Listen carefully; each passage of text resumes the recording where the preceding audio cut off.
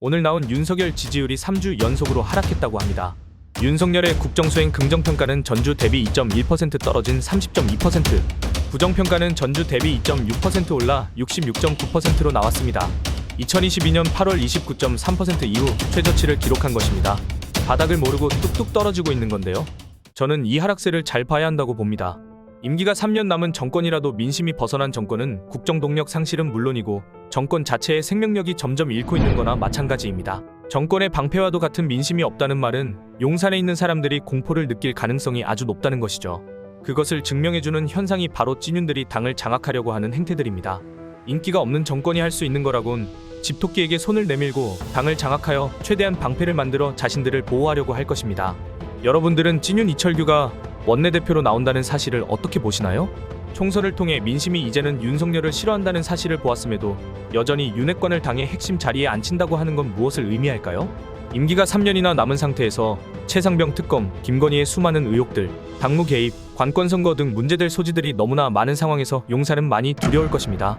어떻게든 돌파구를 찾고 싶을 텐데 그 생각이 바로 민심은 멀어져도 윤핵관들을 통해 당을 장악하여 관리하고자 하는 시도일 것입니다. 국민들보다 자기들의 안위에 더 관심을 두고 있고 각종 특검을 방어하기 위해 무리하게 발악할 것입니다.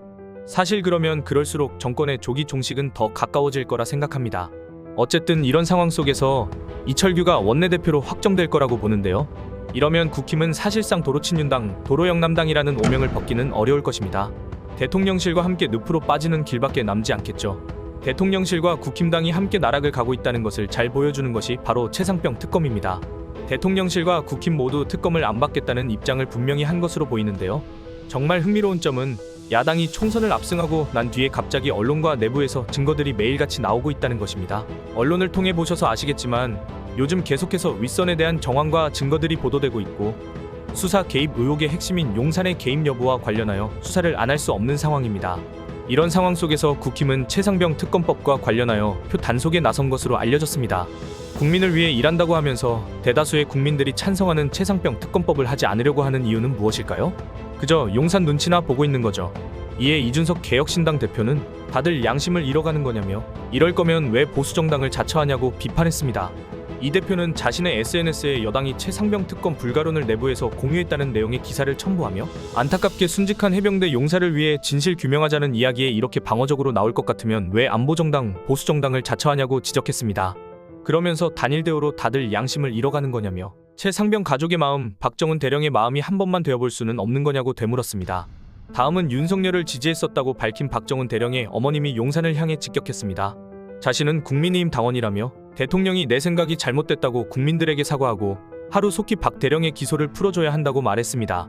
이에 이준석 대표는 박정훈 대령이 무죄가 나오면 정권을 내놔야 할 것이라고 탄핵을 시사하는 듯한 발언을 강하게 하기도 했습니다. 국힘이 보수 정당 맞을까요? 국힘 지지자들은 보수랍시고 국힘을 지지하지는 않을 거라고 봅니다. 저도 이해를 돕기 위해서 보수 정당이라 언급은 하지만 사실 대한민국에는 보수 정당이 따로 없다고 생각합니다. 이렇게 해병대 용사를 위해 진실을 규명하자는 특검에도 아주 당당하고도 뻔뻔하게 거부하는 걸 보니 참 한심합니다. 하지만 그들의 바람과는 다르게 이런 행태는 그리 오래가지 못할 겁니다. 이미 윤석열 정권은 레임덕을 넘어 데드덕 상태에 돌입하였고 내부에서 폭로들이 조금씩 터져나오고 있기 때문에 해병대 수사 개입 의혹과 관련하여 진실은 반드시 드러날 수밖에 없을 것입니다. 최근 여러 통화 내역이 보도되기도 했지만 수사 속도도 조금씩 빨라지고 있습니다.